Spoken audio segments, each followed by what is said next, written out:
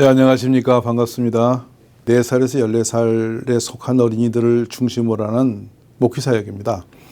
그 컨퍼런스가 있어서 오게 됐습니다. 포버티는 원래 지구촌에 이 유도를 그렸던 그런 의미를 갖는 인도 창이죠.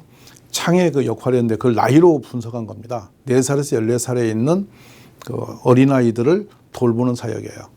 그게 포커싱을 줘서 복음을 거기다 전하자. 어릴 때에 가슴에 심어진 복음은 평생 그들이 복음 안에 살 수 있는 길이 열린다고 생각하는 것이죠. 지금 교회나 국가 대한민국도 마찬가지고 세계적으로 어린이들이 많이 적어지고 있습니다. 출산의 문제의 장벽이죠. 그런데 교회에서 왜 출산이 안 되는지를 바라보면서 어려운 곳에 하나님의 역사가 있는 것이거든요. 지금 그 엄마들이 아이를 낳으면은 한 아이를 낳아서 기르는데 3년 동안은 독박이에요. 과거에는 다 다문화 가정이기 때문에 누가 보든지 가족들이 아이를 돌봐줬어요. 그리고 이웃 마을에서 아이를 돌볼 수가 있었는데 지금은 아이를 낳으면 엄마가 혼자 아이를 키워야 돼요. 네, 보십시오. 3년간 아이 하나를 기르기 위해서 있는데 둘째 낳으면 6년이에요. 셋째 낳으면 9년입니다. 10년 세월이 아이 낳다가 다 가는 거죠. 그런데 누가 아이를 낳겠다고 하겠냔 말이죠. 그런데 그 돌봄이라 하는 것이 가족의 대책인데요. 아버지의 마음, 진정한 사랑으로 이 어린 아이들을 교회가 맡아 길러주는 거예요. 두 번째 짐이 초등학교 1학년, 2학년 때예요. 학원 비용부터 시작해서 아이 돌봄이 엄청나게 신경이 쓰일 때예요. 근데 학교 마당에서 저는 아이를 데려와요.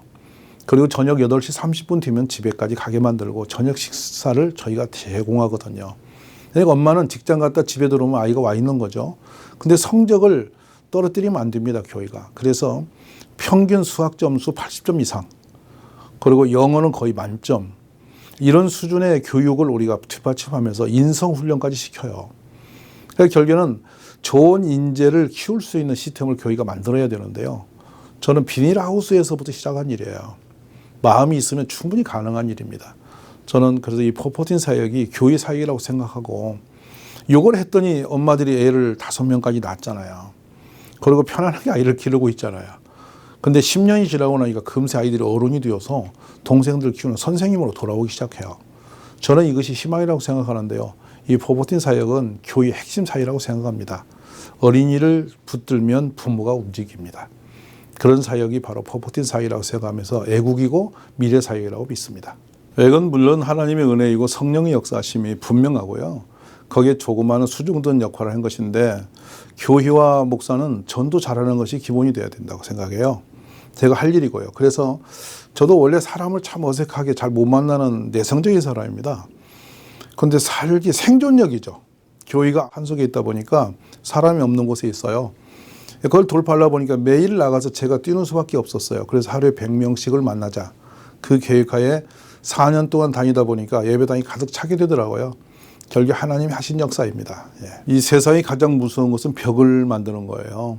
내 팬데믹에 의해서 이웃과의 벽이 생겼고, 가족 간에도 서로가 어울릴 수 없는 벽이 생겨졌죠. 심지어 같이 있어도 마스크를 쓰고 건너봐야 되는 일이 생긴 것은 불행한 일이죠. 그래서 저희는 이때에 찾아가게 됐어요.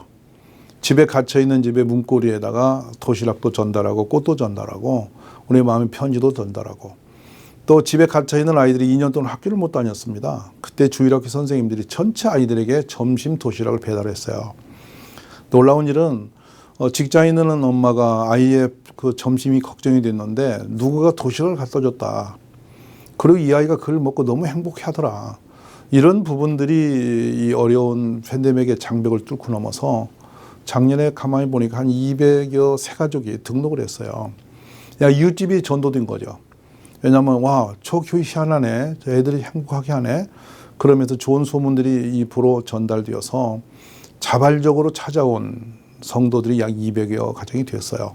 저는 이유가 더 문제라고 생각하는데, 2년여 동안 우리가 찾아가지 않고 신방하지 못했던 가정을 갑자기 문 열렸다고 오겠느냐, 그러지 않을 거예요. 보다 더 진실성 있게 찾아가야 되고, 우리가 직장으로든지 가정으로든지 사랑을 담은 마음으로 발걸음이 분주해진다고 생각합니다. 지금은 신방해야 할 때라고 생각합니다.